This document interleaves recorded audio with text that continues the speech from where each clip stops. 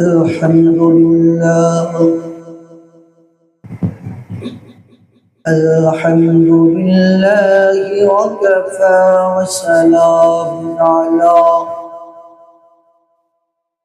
وسلام على عباده الذين اصطفى أما بعد فأعوذ بالله من الشيطان الرجيم بسم الله الرحمن الرحيم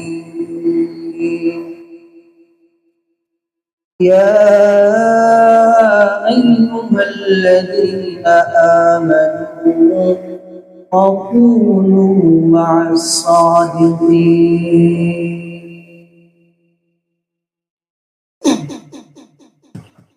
وقال رسول الله صلى الله تعالى عليه وسلم إن في الجسد مضغة إذا صلحت صلح جسد كله إذا فسدت فسد الجسد كله ألا وهي القلب أو كما قال عليه الصلاة والسلام يقول درشوك اللهم صل على محمد وعلى آل محمد كما صليت على إبراهيم وعلى آل إبراهيم إنك حميد مجيد اللهم بارك على محمد وعلى آل محمد كما باركت على إبراهيم وعلى آل إبراهيم إنك حميد مجيد अल्हम्दुलिल्लाह अल्लाह जल्ल शानु दरबारे लाखों की शुक्रिया যে আল্লাহ জাল্লা শানুহু আমাদেরকে দয়া করে ইহসান করে আদর করে ভালোবেসে আগে আগে জুমার নামাজ পড়ার জন্য জামে মসজিদ আসার তৌফিক দিয়েছেন এই জন্য অন্তর খুলে শুকর আদায় করি আলহামদুলিল্লাহ।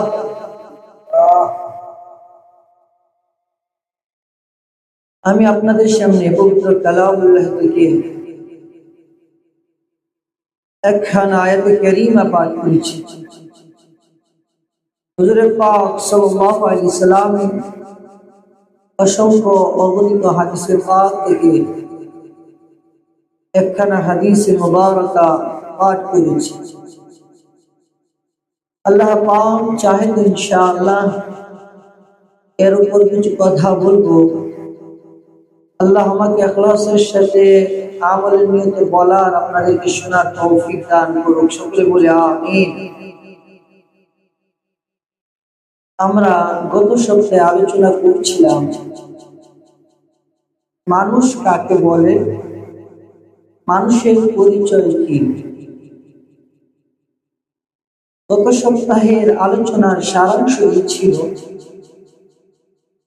যে মানুষ দুইটা জিনিসের সমন্বয়ে, একটা হলো দেহ আর একটা হলো রূহ।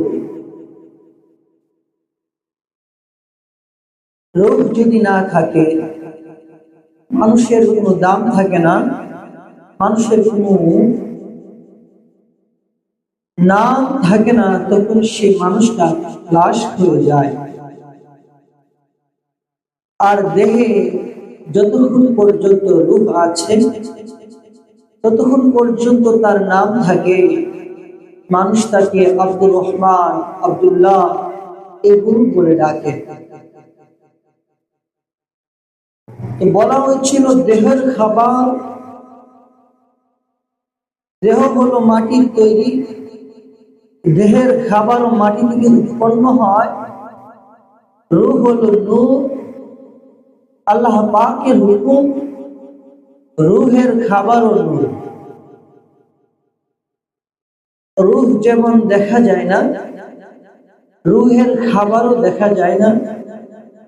মানুষের রূহ যখন দুর্বল হয়ে যায় তখন তার সমস্ত শরীর দুর্বল হয়ে যায়। প্রথমে রূহ অন্তরে একটা জিনিসের ভাব মানুষের আসে, তখন সেটা মুখে প্রকাশ করে। রূহে অন্তরে দিলে আগে একটা জিনিস তার ভাসে, তখন এই জিনিসটা সে মুখের মাধ্যমে প্রকাশ করে। রূহ যদি ঠিক হয়ে যায় সে জান্নাতি হয়ে যাবে, আর রূহ যদি ঠিক না হয় সে জাহান্নামী হয়ে যাবে।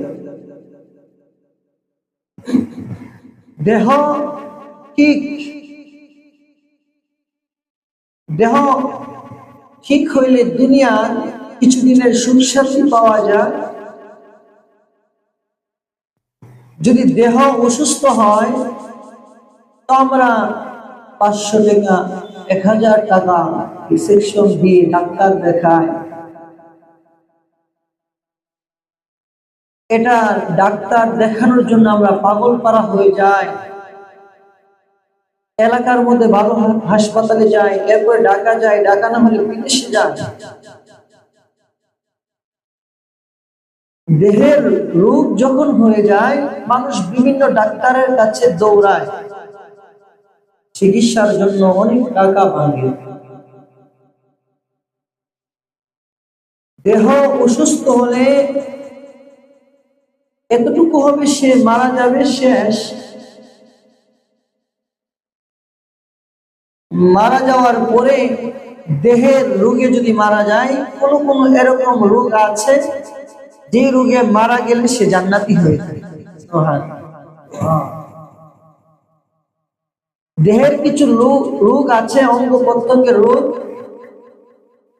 এইগুলোতে যদি কেউ মারা যায় তাহলে সে জান্নাতি হয়ে যায়। যেরকম কলেরা, ডায়রিয়া, করোনা ভাইরাস যে আসছিল, এগুলোতে যদি কোনো আল্লাহর বান্দা ঈমানের সাথে মারা যায় সে সুন্নি মর্যাদা পায়, জান্নাত পাবে।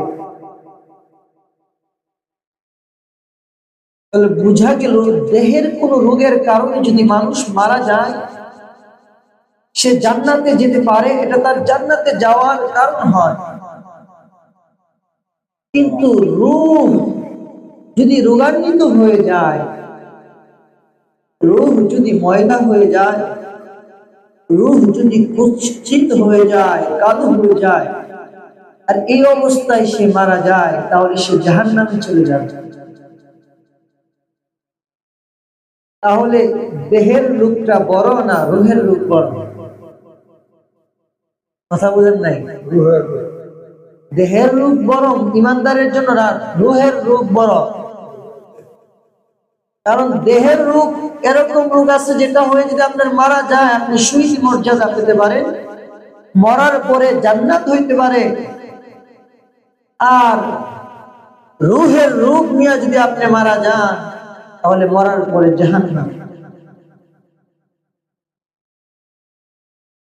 আল্লাহ কোরআনে বলেন, ইন্নাল্লাযীনা কাফারু ওয়া কাযযাবু বিআয়াতিনা, ইন্নাল্লাযীনা কাফারু ওয়া কাযযাবু বিআয়াতিনা উলাইকা আসহাবুন নার। আল্লাহ বললেন যারা কুফরি করে, কাফের এবং আমার আয়াতকে অস্বীকার করে, উলাইকা আসহাবুন নার, তারা হলো জাহান্নামের অধিবাসী। এই কুফরিটা আসে বান্দার রূহ থেকে। রূহের মধ্যে মধ্যে আগে তার আল্লাহ পাকের প্রতি বিশ্বাস দিলে স্থাপন হয়, এরপর সে মুখে স্বীকার করে, আর দিলে যদি না আসে তখন সে মুখেও স্বীকার করে না। বোঝা গেল রূহ এরকম একটা জিনিস যে রূহের অসুস্থতা নিয়ে যদি কেউ মারা যায় তাহলে সে জাহান্নামে চলে যাবে। আর দেহ এরকম, দেহের অসুস্থতা হলে বাহ্যিক ভাবে দুনিয়াতে কিছুদিন কষ্ট হতে পারে, কিন্তু এরকম কিছু দেহের রোগ আছে যেটা নিয়ে যদি কেউ মারা যায় তাহলে সে জান্নাতে চলে যাবে। তাহলে ইমানদারের কাছে দেহের রোগ বড় না রূহের রোগ বড়? দেহের রোগ বড় না রূহের রোগ বড়? হ্যাঁ, দেহেরটা কিভাবে হইবে? দেহেরটা যদি বড় হয়, আপনি তো মারা যাওয়ার পরে দেহের রোগ যদি আপনার হয়, কিছু কিছু রোগ আছে এটার কারণে আপনি মারা যাওয়ার পরে জান্নাতে যেতে পারেন, কিন্তু রূহ যদি অসুস্থ হয়ে যায় আর এই অবস্থায় যদি আপনি মারা যান তাহলে আপনি জাহান্নামে চলে যাবেন। তাহলে কোনটা বড়? আল্লাহ রাসূল হাদিসে পাকে বলেন, ইন্না ফিল জাসাদি মুদগা ইযা সালুহাত সালুহা জাসাদু কুল্লু ওয়া ইযা ফাসাদাত ফাসাদাল জাসাদু কুল্লু। ও আমার উম্মতরা শুনে রাখো, ইন্না ফিল জাসাদি মুদগা, নিশ্চয়ই মানুষের শরীরের মধ্যে একটা মাংসপিণ্ড আছে, গোশতের টুকরা আছে। ইযা সালুহাত সালুহা জাসাদু কুল্লু, যদি ওই গোশতের টুকরাটা পবিত্র হয়ে যায়, ফাসাদাল জাসাদু কুল্লু, যদি এই গোশতের টুকরাটা পাক হয়ে যায় তার সমস্ত শরীর পাক হয়ে যায়। ইযা ফাসাদাত ফাসাদাল জাসাদু কুল্লু, আর এই গোশতের টুকরাটা যদি নাপাক হয়ে যায় তার সমস্ত শরীর নাপাক হয়ে যায়। আল্লাহ রাসূল বলেন যে মানুষের শরীরে একটা মাংসপিণ্ড আছে, গোশতের টুকরা আছে, যদি এটা নাপাক হয়ে যায় তার সমস্ত শরীর নাপাক হয়ে যায়, আর এটা যদি পাক হয়ে যায় তাহলে তার সমস্ত শরীর পাক হয়ে যায়। আল্লাহ রাসূল আল্লাহ থামো জানো এই গোশতের টুকরাটার নাম ওয়াহিয়াল কলব, এটা হলো কলব, রূহ। রূহ যদি নাপাক হয়ে যায় তার সমস্ত শরীর নাপাক হয়ে যায়, আর রূহ যদি পাক হয়ে যায় তার সমস্ত শরীর পাক হয়ে যায়। এই রূহ নাপাক হয় গুনাহের মাধ্যমে, রূহ নাপাক হয় আল্লাহ পাকের নাফরমানির মাধ্যমে, রূহ নাপাক হয় রাসূলুল্লাহ সাল্লাল্লাহু আলাইহি সাল্লামের সুন্নতের ইত্তেবা না করার মাধ্যমে। যখন মানুষ একটা গুনাহ করে তার রূহটা কালো হয়ে যায়, একটা কালা দাগ পড়ে যায়, দুইটা গুনাহ করে দুইটা কালা দাগ পড়ে যায়, এরকম ভাবে গুনাহ করতে করতে যখন গুনাহের পাহাড় হয়ে যায় তখন বান্দার ভিতরে ভালো কোনটা মন্দ কোনটা এটা বুঝার বুঝ তার ভিতর থেকে চলে যায়। কারণ কি, তার রূহ মরে গেছে। রূহ যখন মরে যায় তখন ভালো কোনটা খারাপ কোনটা এটা বুঝার যোগ্যতা তার ভিতরে থাকে না। দেহের অসুস্থতা বলেছিলাম, জ্বর, কাশি, ঠান্ডা, বিভিন্ন রোগ আছে দেহের। দেহের রোগ সারার জন্য আমরা ডাক্তারের কাছে যাই, রূহের রোগ সারার জন্য ডাক্তার আছে যেটাকে বলা হয় রূহানি ডাক্তার। যাকে কি বলা হয়? রূহানি ডাক্তার।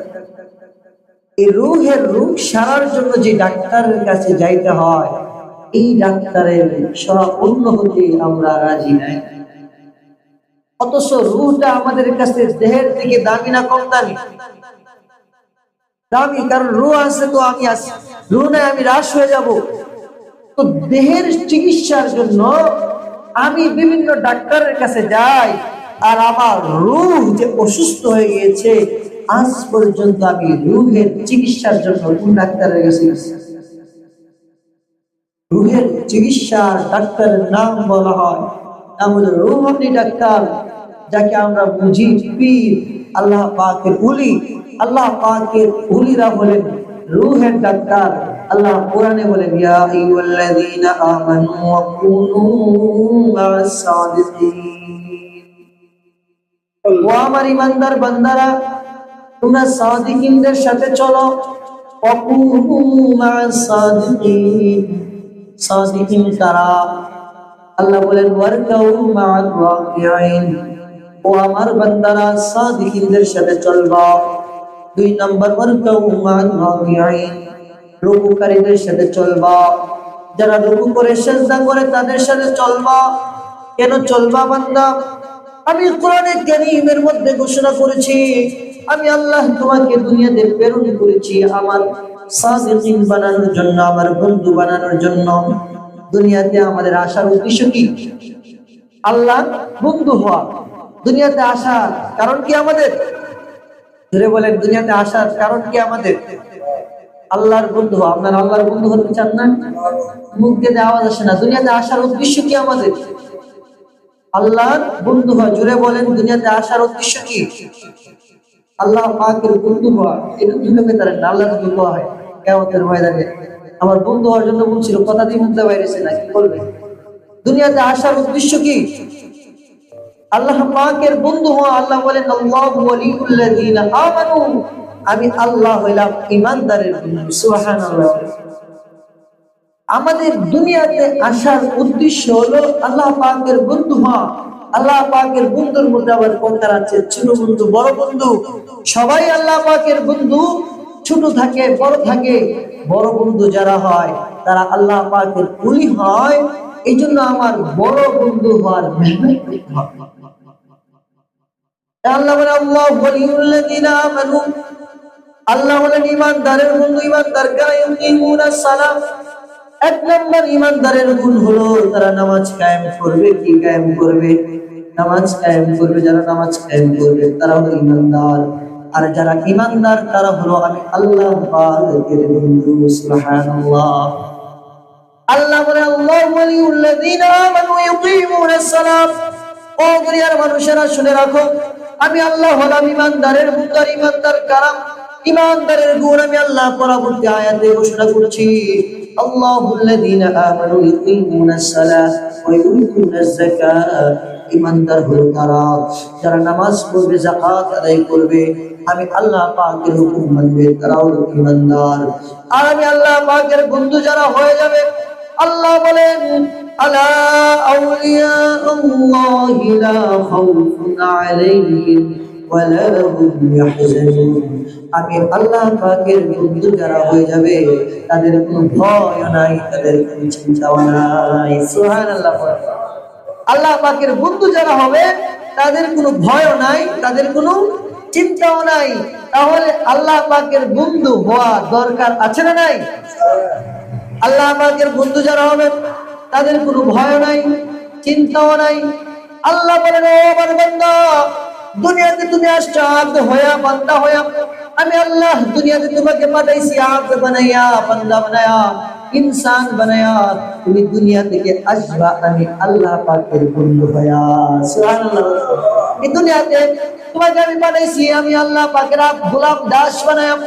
দুনিয়াতে তুমি আমার দাস করে, দাসত্ব করে, গোলামি করে, আমি আল্লাহ পাকের কুদরতি পায়ে সিজদা দিয়ে সত্যের গোলামের জিন্দেগি গঠন করে তুমি যখন আমি আল্লাহ পাকের বন্ধু হয়ে যাইবা, আলা আউলিয়া আল্লাহি লা খাউফুন আলাইহিম ওয়া লা হুম ইয়াহজানুন। তখন তুমি বান্দা আমি আল্লাহ পাকের বন্ধু হয়ে যাইবা, তোমার আর কোনো চিন্তা থাকবে না। জান্নাতের 8টা দরজা দিয়ে তোমার স্বাগতম জানানো হবে। আমি আল্লাহ পাক তোমাকে দুনিয়াতে পাঠাইলাম আমি আল্লাহ পাকের বন্ধু হওয়ার জন্য। এখানে একটা দলিল হলো যে আল্লাহ পাক আমাকে দুনিয়াতে পাঠাইছেন কি বানানোর জন্য? আল্লাহ পাকের বন্ধু, আল্লাহ পাকের ওলি হওয়ার জন্য। আমি যখন আল্লাহর ওলি হয়ে যাব তখন আমার আর কোনো কি নাই, চিন্তা নাই। অনেকে বলে যে বাবার দরবারে গেলে, খাজা বাবার দরবারে গেলে খাজা বাবা জান্নাতি নিয়ে যাবে। এটা ভুল কথা। কোনো খাজা বাবা জান্নাতি নিতে পারবে? কোন পীর জান্নাতে নিতে পারবে? কোন ইমাম জান্নাতে নিতে পারবে? জান্নাতে কে নিবেন? আল্লাহ পাক। হ্যাঁ, কোন পীর সাহেব, খাজা, উনারা জান্নাতের রাস্তা দেখাবেন। খাজা মাইনুদ্দিন চিশতি রাহমাতুল্লাহি আলাইহি আমাদেরকে জান্নাতের পথ দেখায় গেছেন যে এই পথে চলো জান্নাতে যাইতে পারবা, এই পথে চইলা তুমি আল্লাহর ওলি হয়ে যাইবা। ওলি হওয়ার জন্য ওলিরা আসছেন, সুবহানাল্লাহ বলেন। ওলি বানানোর জন্য ওলিরা আসছেন, তোমাকে ওলি বানাবে। ওলির মারিফতে, ওলির তত্ত্বাবধানে গিয়ে তার সওবতে যায় ইসলাহ যখন আমি করব, তখন আমিও ওলি হয়ে যাব। আমি যখন ওলি হয়ে যাব, আল্লাহর বন্ধু হয়ে যাব, তখন আমার কোনো ভয় নাই, চিন্তাও নাই, আমি আল্লাহর ওলি হয়ে যাব। এজন্য আল্লাহ পাক আমাদেরকে দুনিয়াতে প্রেরণ করেছেন কিসের জন্য? আল্লাহ ওলি বানানোর জন্য। কি বানানোর জন্য? বন্ধু বানানোর জন্য। আমরা আল্লাহ পাকের বন্ধু হইতে রাজি আছি তো? আল্লাহ পাকের বন্ধু হইতে হলে এক নাম্বার কি কাজ? আল্লাহ কোরআনে বলেন এক নাম্বার কাজ আমার বন্ধু যারা হবে, আল্লাহু ওয়ালিউল্লাযিনা আমানু, আমি আল্লাহ তাআলার বন্ধু। এক নাম্বার কাজ হলো ইকিমুস সালাত, তোমরা নামাজ কায়েম করবা। নামাজ কায়েম করতে করতে আমি আল্লাহ পাকের বন্ধু হয়ে যাইব। কিরকম বন্ধু হইবা? নামাজে যখন দাঁড়াইবা, সরাসরি বান্দা আমি আল্লাহ পাকের সাথে তোমার কথা হইতে থাকে। এই নামাজ হলো আমি এবং আমার বন্ধুর সাথে কথা বলার মাধ্যম। সুবহানাল্লাহ। এজন্য বান্দা নামাজের মধ্যে দাঁড়িয়ে আল্লাহ পাকের ওলি হয়ে যাবে। এরপরে আমি বলেছিলাম ওলি হতে হলে, আল্লাহ পাকের ওলি হতে হলে নিজের আত্মশুদ্ধি করতে হবে। আমাদের কলবটা নাপাক হয়ে গেছে, আমাদের কলবের মধ্যে নাপাক দিয়া ময়লা দিয়ে ভরে গেছে। এই কলব নাপাক হওয়ার কারণে আল্লাহ কোরআনে পাকে অন্য আয়াতে বলেন, ইয়াউমা লা ইয়ানফাউ মালুন ওয়ালা বানুন ইল্লা মান আতাল্লাহ বিকলবিন সালিম। আল্লাহ বলেন কিয়ামতের ময়দানে মানুষ, তোমরা দুনিয়ার মধ্যে দুইটা জিনিসের পাগল। এক নম্বর মাল, দুই নম্বর সন্তান সম্পত্তি। মানুষ ধন সম্পত্তি গর্ব করে, যখন সে বিজনেসম্যান হয়ে যায়, বিশাল বড় শিল্পপতি হয়ে যায়, অট্টালিকার মালিক হয়ে যায়, সম্পদের মালিক হয়ে যায়, বলে এই আমার সিনস, আমি শিল্পপতি, আমার সিনস, আমি এমপি, আমার সিনস মন্ত্রী, আমাকে চিনো, আমি মুসলিমের মাদ্রাসার সভাপতি। তুমি তোমার মতো 10টা হুজুর আমার পিছনে ঘুরে নাউজুবিল্লাহ করে। আরে যদি বলা হয় সূরা ফাতিহা পড়ো, এটা পারবে না শুনতে, তোমার মতো 10টা হুজুর আমার ঘুরে, তুমি কি জানো? অথচ তার আদব ছিল যে আমি আর 10 জন হুজুরের সহমতি চুরি, আল্লাহ ওয়ালাদের সহমতি চুরি। এই কথা বলা বলে তোর মতো 10টা হুজুর আমার পিছনে ঘুরে। আবু বকর সিদ্দিক রাদিয়াল্লাহু তাআলা আর উমর রাদিয়াল্লাহু তাআলা একসাথে ছিলেন আল্লাহ রাসূল সাল্লাল্লাহু আলাইহি সাল্লামের সাথে। আবু বকর রাদিয়াল্লাহু তাআলা, উমর রাদিয়াল্লাহু তাআলা হাদিস বর্ণনা করতেছেন, বলতেছেন আবু বকর সিদ্দিক রাদিয়াল্লাহু তাআলা ছিলেন, আমি ওনার সাথে ছিলাম। সুবহানাল্লাহ বলেন না? এটা কি বুঝাইছেন? যে আবু বকর বড়, উনি এটা বলতেন না, এটাই উনি এটা বলতে পারতেন যে আমি ছিলাম, আমার সাথে আবু বকর ছিল। উনি এটা বলে নাই, উনি বলতেছে আবু বকর রাদিয়াল্লাহু তাআলা ছিলেন, আমি আবু বকরের সাথে ছিলাম। এরপর আল্লাহ রাসূল এই কথা বলেছেন। আমাদের মধ্যে অনেক ছেলেদেরকে দেখা যায় যে সে যখন একটু বড় হয়ে যায় বলে, এই তোমার পরিবার ভালো করে রাখবা, আমি ভালি, পরিবারের টাকা দিয়ে আমি আদব আপনাকে শিখাইতে পারি নাই। আমার সন্তানকে সে বলার দরকার ছিল আমার পরিবারের মধ্যে মেইন হলো আমার বাবা, আমি আমার বাবাকে সাহায্য করি। কি বলেন?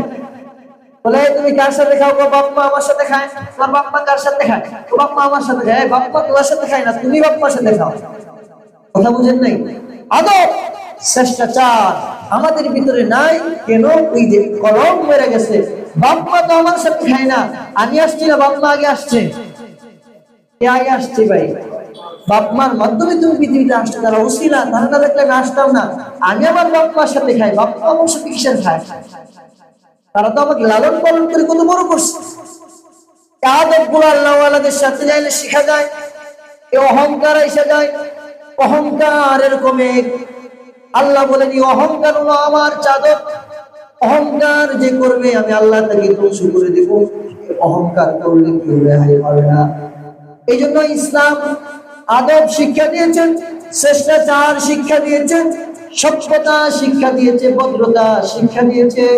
আল্লাহ পাক বলেন, দিন যখন তোমার নাপাক হয়ে যাবে, অন্তর যখন তোমার নাপাক হয়ে যাবে, কলব যখন তোমার নাপাক হয়ে যাবে, তখন তুমি কোনটা ভালো কোনটা মন করে এটা বুঝবা না, উল্টা পাল্টা কথা বলবা, উল্টা পাল্টা কথা বলবা। এই জন্য অন্তর থেকে আল্লাহর ওলি হওয়ার জন্য এক নম্বরে অহংকার দূর করতে হবে।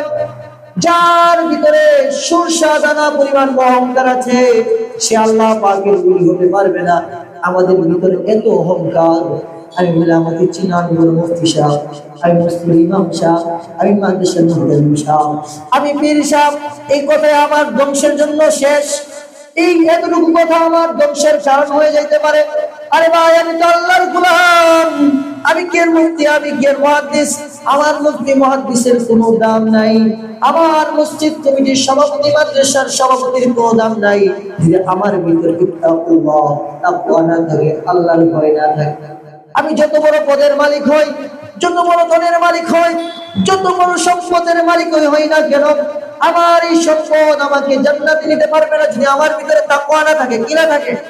ইত্তাকুল্লাহ, আল্লাহর ভয় যদি না থাকে, আর আমার ভিতরে যদি অহংকার চলে আসে, সামান্য একটু অহংকার আমার জীবনকে ধ্বংস হওয়ার কারণ হয়ে যেতে পারে।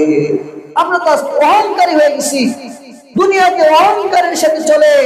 আল্লাহ পাক কোরআনে আল্লাহ পাকের গোলামদের, আল্লাহ পাকের দাসদের পরিচয় দিচ্ছেন যে আমার গোলাম আব্দ হইল তারা, যখন তারা জমিনে চলে বিনয়ের সাথে চলে, নম্রতার সাথে চলে, ভদ্রতার সাথে চলে, এরকম ভাবে চলে যে জমিনের সাথে সে মিশার সাথে। সুবহানাল্লাহ। আন্তমুক্ত বলে চলে। অহংকার মানুষের সব 70 বছরের ইবাদত, 100 বছরের ইবাদত, 1000 বছরের ইবাদত, সামান্য একটু অহংকার আসছে তো সব ইবাদত শেষ। এরকম একজন আল্লাহর ওলি ছিল, আবু আব্দুল্লাহ রাহমাতুল্লাহ আলাইহি। বাগদাদের মধ্যে বড় আল্লাহর ওলি ছিল। ওই জামানার মধ্যে 10,000 মুরিদ তার ছিল।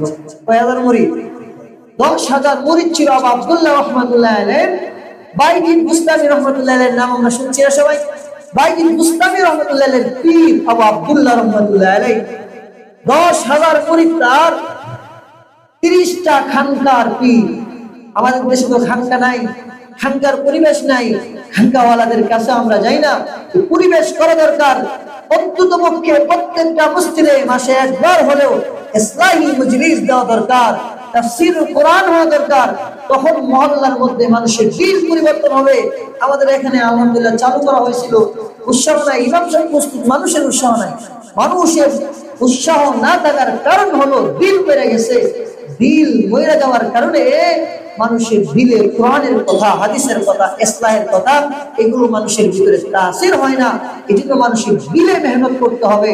দিলে যখন মেহনত হয়ে যাবে তখন তাদের দিল তৈরি হয়ে যাবে। আবু আব্দুল্লাহ রাহমাতুল্লাহ আলাইহি 30,000 হাদিসের হাফেজ ছিল। 30,000 হাদিস যার মুখস্থ ছিল, এত বড় আলেম। 30,000 হাদিস যার মুখস্থ ছিল আবু আব্দুল্লাহ রাহমাতুল্লাহ আলাইহি। 30টা খানকার পীর, কোরআনে কারীমের হাফেজ, কোরআনে কারীমের হাফেজ। 30,000 হাদিস যার মুখস্থ, কোরআনে কারীমের হাফেজ, 10,000 মুরিদ যার, এবং 30টা খানকার পীর, তার মর্যাদা কম না বেশি? বলেন কম না বেশি? 30,000, 10,000 মানুষ যদি আপনার সাথে চলে, আপনার কিরকম লাগবে? 10,000 মানুষ আমার অনুসরণ করে। আবু আব্দুল্লাহ রাহমাতুল্লাহ আলাইহি এত বড় আল্লাহর ওলি ছিলেন। বাইজিদ বুস্তামি রাহমাতুল্লাহ আলাইহি বলেন, আবু আব্দুল্লাহ রাহমাতুল্লাহ আলাইহি বাগদাদ থেকে আমরা সফরে রওনা দিলাম। আবু আব্দুল্লাহ রাহমাতুল্লাহ আলাইহি নিয়ে ওনার সাথে আমরা সফরে রওনা দিলাম। সফরে যাইতে যাইতে হঠাৎ 3-4 দিনের রাস্তা পার হয়ে যাওয়ার পর হঠাৎ একটা মহল্লা আসলো। এই মহল্লার মধ্যে হিন্দুরা বসবাস করত, অমুসলিমরা বসবাস করত। এই মহল্লাটা আমরা পার হইলাম। পার হওয়ার পর একটা মহল্লা দেখলাম খ্রিস্টানদের মহল্লা। এই মহল্লার মধ্যে সুন্দর সুন্দর নারীরা, 6-7 জন নারী। অনেক সময় দেখা যায় নারীরা, সুন্দর নারীরা ঘাটের মধ্যে আগের দিন দেখা যায় কলস নিয়ে পানি নিতে আসতো, কলস নিয়ে পানি নিতে আসতো, পায়ে নুপুর থাকতো। এই আবু আব্দুল্লাহ রহমতুল্লাহ এত বড় পীর, উনি দেখলেন যে সুন্দর সুন্দর নারীরা কলস নিয়ে পায়ে নুপুর পয়রা নদী থেকে পানি তুলতেছে। এর মধ্যে দিকে 10-12 জন, এর মধ্যে একটা নারী সবচেয়ে সুন্দর, তার দিকে তার দিল ছিল। উনি গিয়া খোঁজ খবর নিলেন, ওই মহিলাদেরকে জিজ্ঞাসা করলেন, তোমাদের মধ্যে যে নারীটা, এই নারীটা কে? বললো, উনি আমাদের সর্দারের মেয়ে। বলে, সর্দারের মেয়ে কাজ করে কেন? দেখেন এখানে একটা কথা, সর্দারের মেয়ে কাজ করে এই কারণে যে তাকে বিবাহ দেওয়ার পরে, তার স্বামীর বাড়িতে যাওয়ার পরে যেন স্বামীর বাড়ির লোকেরা এই কথা বলতে না পারে যে সর্দারের মেয়ে কাজ করে।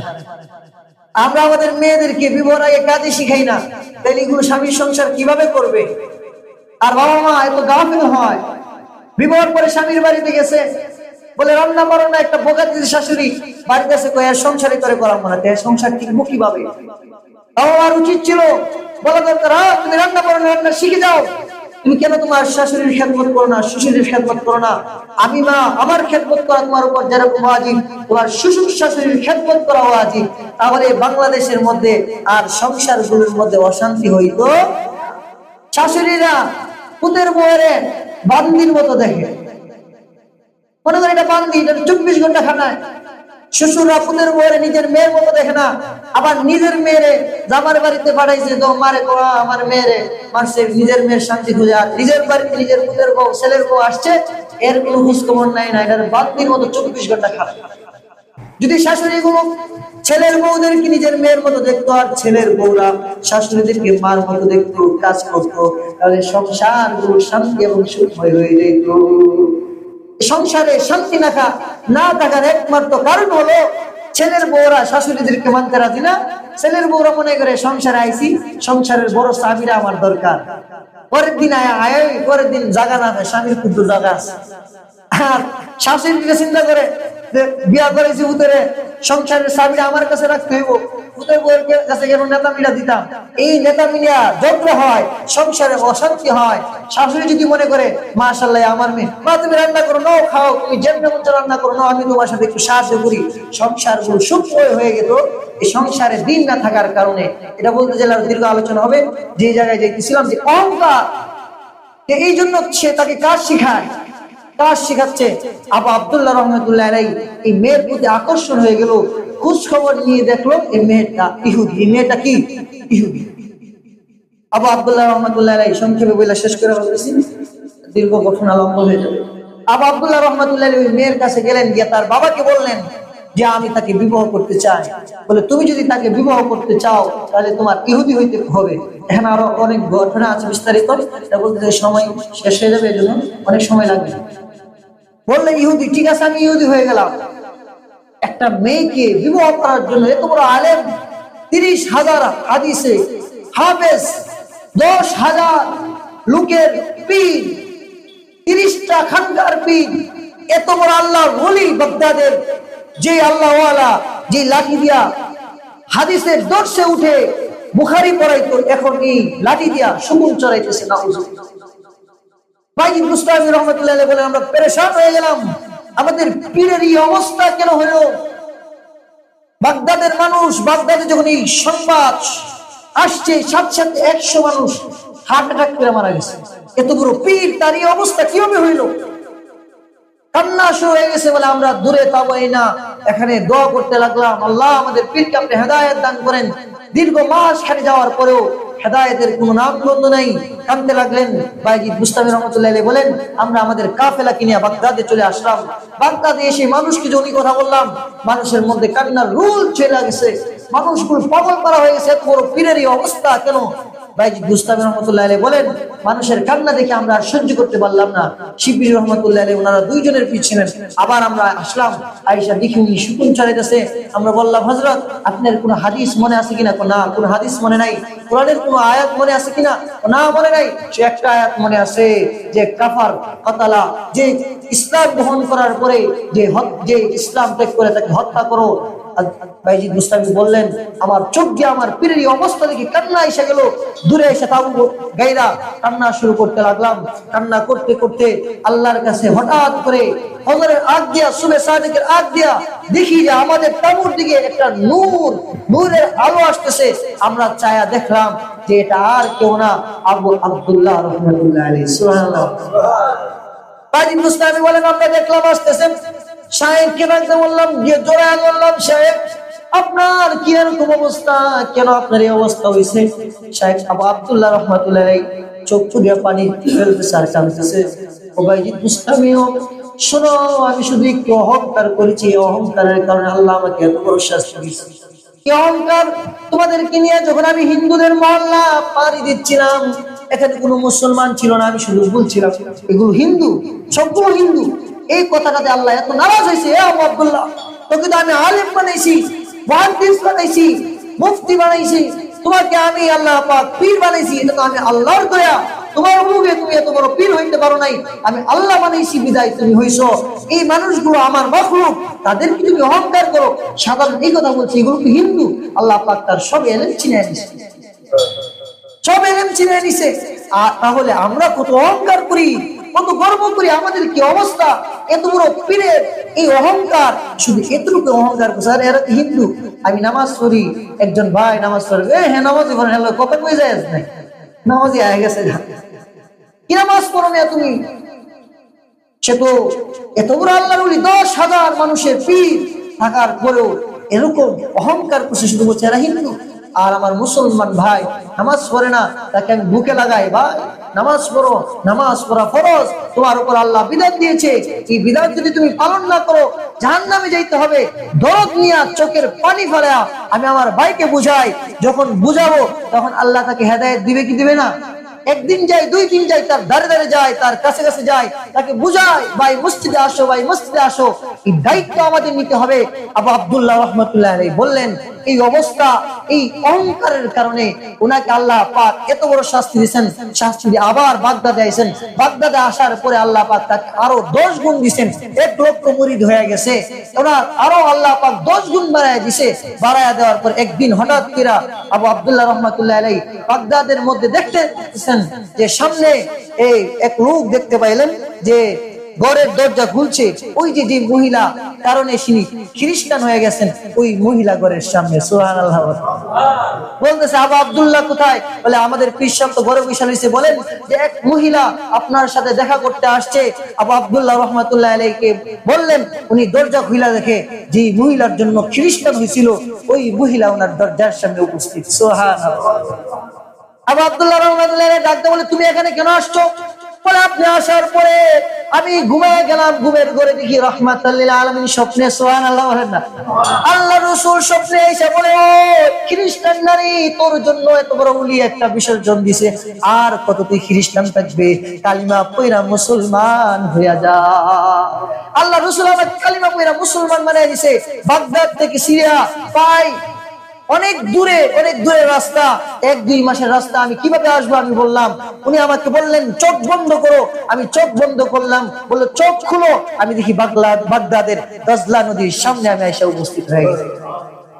আবু আব্দুল্লাহ রাহমাতুল্লাহ আলাইহি কাঁদতেছিলেন, তাকে বাইয়াত করাইলেন, তাকে মুসলমান বানাইলেন। বানায় বললেন, যাও তুমি ওই ঘরে ইবাদত করো। ওই মহিলা ইবাদত করতে করতে এত বড় আল্লাহর ওলি হইছেন।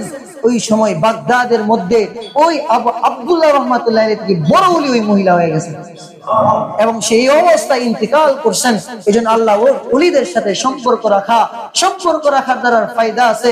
এবং নিজের ভিতর থেকে অহংকারকে দূরীকরণ করা। অহংকার যখন আমার ভিতর থেকে দূর হয়ে যাবে, তখন আমি আল্লাহর ওলি হইতে পারবো। আল্লাহ পাক আমাদেরকে অহংকার মুক্ত জীবন গঠন করার তৌফিক দান করুন। ধারাবাহিক আলোচনা ইনশাআল্লাহ চলবে। যেটুকু আলোচনা করছি আল্লাহ আমাকে এবং